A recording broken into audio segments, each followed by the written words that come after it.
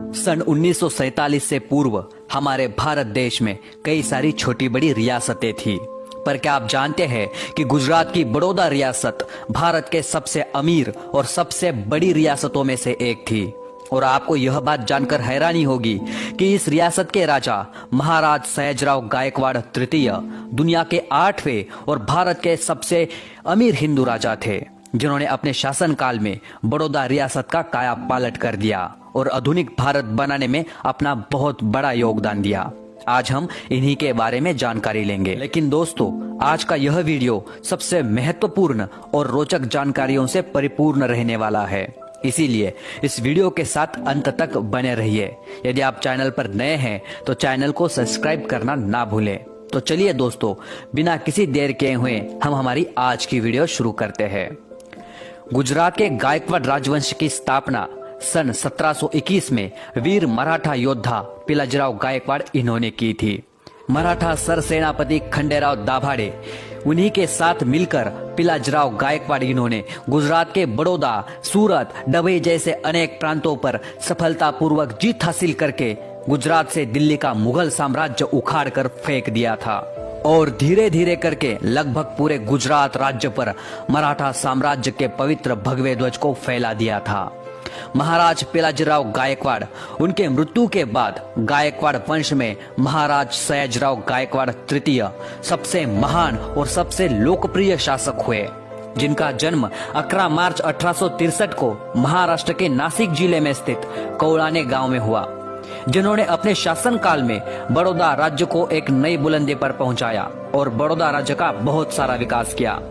जैसे उन्होंने उस समय सन 1890 में बड़ौदा राज्य में लक्ष्मी विलास पैलेस का निर्माण करवाया। इस पैलेस का क्षेत्रफल लगभग 700 एकड़ में फैला हुआ था। जब यह पैलेस बनके तैयार हुआ था तब यह दुनिया का सबसे महंगा और सबसे बड़ा निजी पैलेस था, जो लंदन के बकिंघम पैलेस से 4 गुना ज्यादा बड़ा था। इस महल में जो कुआं है, उस कुएं की सीढ़ियां बनाने के लिए राजा ने उस समय 9 लाख सोने के सिक्कों का इस्तेमाल किया था। और इस महल के बच्चों को स्कूल जाने के लिए राजा ने एक निजी ट्रेन भी शुरू की थी।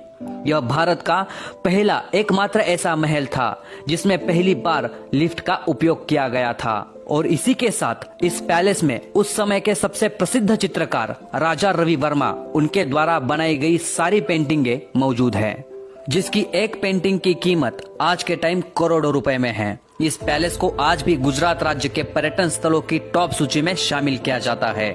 और इसी के साथ 150 एकड़ में फैला हुआ मकरपुरा पैलेस, जिसे राजा शिकार के लिए इस्तेमाल किया करते थे। इसके अलावा Nazarbagh palace, Shiv Mahal palace, Indumati palace, Pratap Vilas palace, Sarkarwada palace, Motibagh palace जैसे अनेक सुंदर और भव्य महलों का निर्माण गायकवाड़ वंश के राजाओं ने किया। डॉक्टर भीमराव अंबेडकर, जिनको विदेश भेजने वाले, उनका खाने पीने से लेकर सभी खर्चा उठाने वाले दूसरे तीसरे कोई और नहीं बल्कि मराठा राजा सयाजीराव गायकवाड़ ही थे। उन्होंने उस वक्त डॉक्टर बाबा साहब अंबेडकर जी के विदेश पढ़ाई पर 25,742 रुपए खर्च किए थे, जिसकी कीमत आज के समय में लगभग 1 करोड़ से भी ज्यादा है। और अमेरिका में पढ़ाई पूरी होने के बाद महाराज सयाजीराव गायकवाड़ ने डॉक्टर बाबा साहब अंबेडकर जी को बड़ौदा राज्य में एक अच्छे पद पर नौकरी के लिए भी रखा था। जब महाराज सयाजीराव गायकवाड़ का निधन हुआ तब सन 1939 के जनता अखबार के मृत्यु लेख में डॉक्टर बाबा साहब अंबेडकर लिखते हैं, महाराज सयाजीराव गायकवाड़ का निधन होना यह मेरी निजी बहुत बड़ी हानि है।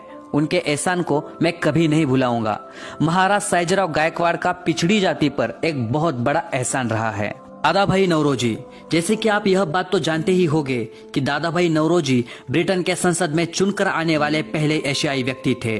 पर क्या आप जानते हैं कि इससे पहले दादा भाई नौरोजी महाराज सयाजीराव गायकवाड़ इनके यहाँ दीवान के तौर पर काम करते थे और यहीं से उन्होंने अपने सामाजिक जीवन की शुरुआत की थी। इंग्लैंड में हाउस ऑफ कॉमन्स में चुनाव हो रहे थे। तब चुनाव लड़ने के लिए दादा भाई नौरोजी को पैसों की काफी जरूरत थी। तब उस वक्त सयाजीराव गायकवाड़ इन्होंने 15,000 रुपए की धनराशि देकर उनकी सहायता की थी, जिससे दादा भाई नौरोजी ब्रिटेन के संसद में चुनकर आने वाले पहले भारतीय व्यक्ति बने। Father of Indian cinema Dada Saheb Phalke, जिनके नाम पर भारत देश का सबसे बड़ा फिल्म पुरस्कार दिया जाता है। सिनेमा क्षेत्र में सर्वोच्च योगदान देने वाले व्यक्ति को भारत सरकार द्वारा यह पुरस्कार प्रदान किया जाता है। इस पुरस्कार को पाने के लिए कलाकारों की अपनी पूरी जिंदगी गुजर जाती है, परंतु दादा साहेब फाल्के को इस मुकाम तक पहुंचाने में महाराज सायाजीराव गायकवाड़ तृतीय इनका बहुत ही बड़ा योगदान रहा है। क्योंकि सन 1990 में महाराज सायाजीराव गायकवाड़ इन्होंने अपने राज्य बड़ौदा में कलाकारों के लिए कला भवन का निर्माण करवाया और इसी कला भवन में दादा साहेब फाल्के ने चित्रकला, छायाचित्र और फोटोग्राफी की शिक्षा ली। और इसी के साथ महाराज सायाजीराव गायकवाड़ ने दादा साहेब फाल्के को फिल्म बनाने के लिए जर्मन से एक बहुत ही सुंदर कैमरा खरीद के दिया और दादा साहेब फाल्के को फिल्म बनाने की आगे की शिक्षा प्राप्त हो, इसीलिए उन्हें स्कॉलरशिप देकर लंदन में भेजा। जिसके बाद 1913 में बनी राजा हरिश्चंद्र यह फिल्म भारत देश की सबसे पहली फिल्म बनी, जिसे दादा साहेब फाल्के ने ही बनवाया था। जमशेदजी टाटा, दोस्तों टाटा कंपनी जो दुनिया के 100 से भी ज्यादा देशों में अपना बिजनेस चलाती है और 150 से भी ज्यादा देशों में अपने बनाए हुए प्रोडक्ट को निर्यात करती है। टाटा ग्रुप भारत का सबसे बड़ा व्यापारी औद्योगिक समूह है, जिसमें 10 लाख से भी ज्यादा लोग कार्यरत है और जिनके वर्तमान अध्यक्ष है श्री रतन जी टाटा। लेकिन बहुत से लोगों को यह बात पता ही नहीं कि टाटा कंपनी को खड़ा करने में महाराज सायाजीराव गायकवाड़ का बहुत ही बड़ा योगदान रहा है। क्योंकि जमशेदजी टाटा जो टाटा कंपनी के संस्थापक है, उनका जन्म सन 1839 को गुजरात के नवसारी जिले में हुआ था और उस वक्त नवसारी जिला बड़ौदा राज्य के अंतर्गत आता था और वहां के राजा थे महाराज सायाजीराव गायकवाड़। जब जमशेदजी टाटा अपना व्यापार शुरू करना चाहते थे, तब एक भारतीय व्यापारी होने के कारण उन्हें अंग्रेजों ने काफी परेशान किया। उनको आर्थिक मदद की जरूरत थी, तब अंग्रेजों ने उन्हें कोई भी आर्थिक मदद होने नहीं दी। तभी उसी दौरान महाराज सायाजीराव गायकवाड़ निर्भयता से जमशेदजी टाटा के साथ खड़े रहे, जिसकी वजह से जमशेदजी टाटा को अपना व्यापार शुरू करने में बहुत आसानी हुई। और इतना ही नहीं, महाराज सायाजीराव गायकवाड़ ने टाटा आयरन एंड स्टील की फैक्ट्री के निर्माण के लिए जमशेद टाटा को धनराशि देकर उनकी सहायता की। समुद्र के किनारे द्वारका बेट के पास टाटा केमिकल्स की फैक्ट्री के लिए अपनी जमीन दान दी। Tata chemicals, Tata sons of limited, Tata power जैसी कंपनियों में करोड़ों रुपए की इन्वेस्टमेंट करके उनके शेयर खरीदे, जिनकी वजह से जमशेदजी टाटा को बहुत ही बड़ी मदद हुई। इसके अलावा टाटा स्मारक फंड को 2000 रुपए की अतिरिक्त धनराशि भी दी। उस वक्त ऐसा नियम था कि रेलवे के लिए अगर कोयला चाहिए तो ब्रिटिश कंपनियों से ही लेना पड़ता था, परंतु महाराज सायाजीराव गायकवाड़ ने ब्रिटिशों के इस बात को खारिज कर दिया और टाटा कंपनी से कोयला खरीदने का आदेश जारी किया, जिससे हमें जमशेदजी टाटा और महाराज सायाजीराव गायकवाड़ के बीच घनिष्ठ मित्रता देखने को मिलती है। जब महाराज सायाजीराव गायकवाड़ विदेश की यात्रा से वापस आते थे, तब मुंबई में उनके स्वागत के लिए जमशेदजी टाटा खुद वहां पर उपस्थित रहते थे।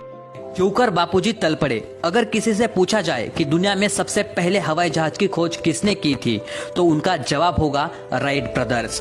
परंतु राइट ब्रदर्स के 8 साल पहले हमारे भारत देश में सन 1895 को शिवकर बापूजी तलपड़े नामक व्यक्ति ने मुंबई के चौपाटी के नजदीक सार्वजनिक तौर पर हवाई जहाज को उड़ाया था। परंतु हवाई जहाज के प्रोजेक्ट के निर्माण के लिए शिवकर बापूजी तलपड़े को बहुत ही ज्यादा पैसों की जरूरत थी। तब वह बड़ौदा गए और महाराज सायाजीराव गायकवाड़ से मदद मांगी। महाराज सायाजीराव गायकवाड़ ने तुरंत मंजूरी देकर उस प्रोजेक्ट के सारे खर्चे उठाए।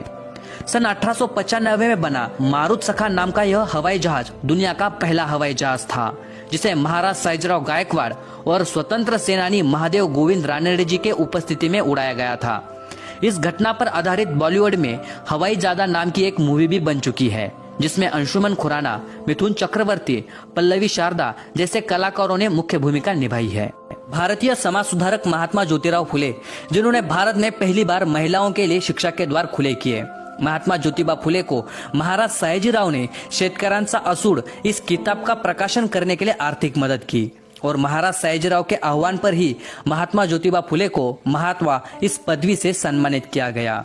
और महात्मा ज्योतिबा फुले जब बीमार थे, तब अपने दीवान धमनस्कर जी के हाथों धनराशि देकर उन्हें सहायता की। सन 1890 को जब महात्मा ज्योतिबा फुले का निधन हुआ, तब उनकी पत्नी सावित्रीबाई फुले इनको 1000 रुपए का चेक देकर उनकी आर्थिक मदद की। और इनके अलावा सावित्रीबाई फुले और उनके दत्तक पुत्र यशवंतराव फुले को 20 रुपए प्रति माह पेंशन शुरू की।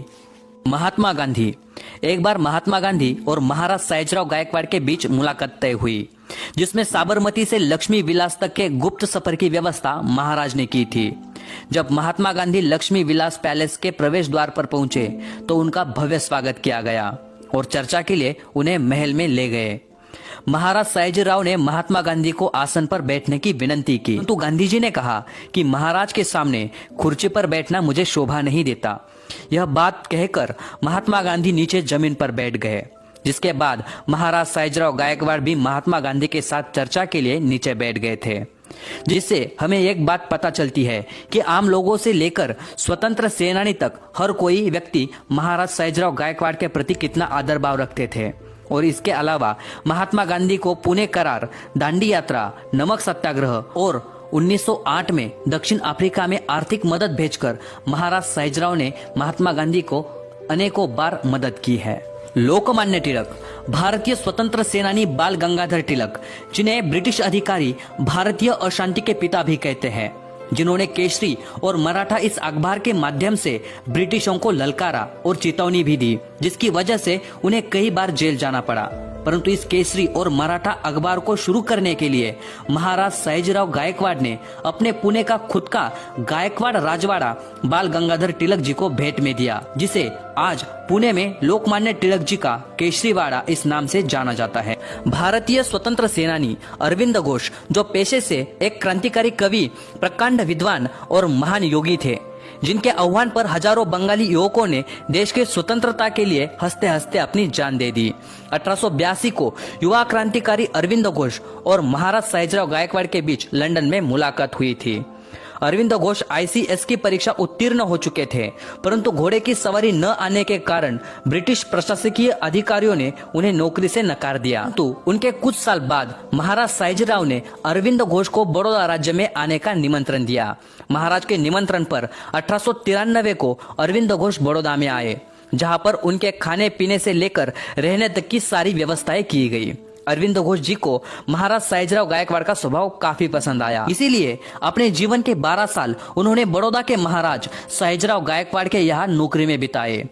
महाराज सयाजीराव अरविंद घोष जी को उनके हर कार्य में मदद करते थे। महाराज सयाजीराव ने न जाने ऐसे कितने स्वतंत्र सेनानी, समाज सुधारक, लेखक, कवि, कलाकार, संशोधनकर्ता, पॉलिटिशियन को मदद करके उन्हें एक नई दिशा दिखाई और उन्हें बड़े मुकाम तक पहुंचाया। ऐसे ही बहुत सारे नामों की लिस्ट जो बहुत लंबी है, जिसे इस वीडियो में बता पाना संभव नहीं, फिर भी हमने यह छोटा सा प्रयास किया है। उस समय भारत में 500 से भी ज्यादा रियासतें थी, परंतु स्वतंत्र सेनानियों को मदद करने वाले और उनके साथ खड़े रहने वाले महाराज सयाजीराव गायकवाड़ भारत के एकमात्र राजा थे।